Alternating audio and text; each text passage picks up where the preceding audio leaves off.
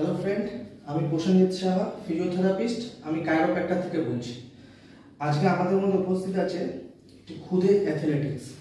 তো 3 মাস আগে ওর ল্যাটেরাল মেনিসকাসটা টিয়ার হয়ে গিয়েছিল প্র্যাকটিসের সময়, আর সেটাও তো অপারেশন করতে হয়। আর অপারেশনের পরে ও আমাদের কাছে এসেছিল রিহ্যাবিলিটেশনের জন্য। তো এখন রিহ্যাবিলিটেশন আমরা আমাদের লেভেল বেসড করিয়েছি।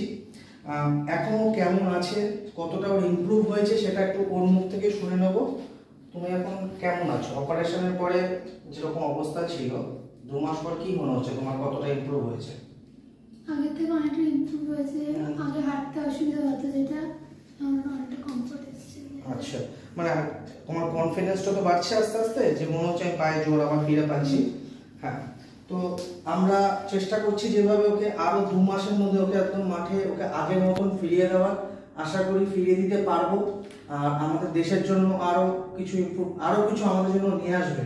সেটাই আমাদের কাছে সবচেয়ে বড় পুরস্কার আর সবচেয়ে বড় প্রাপ্তি। Thank you.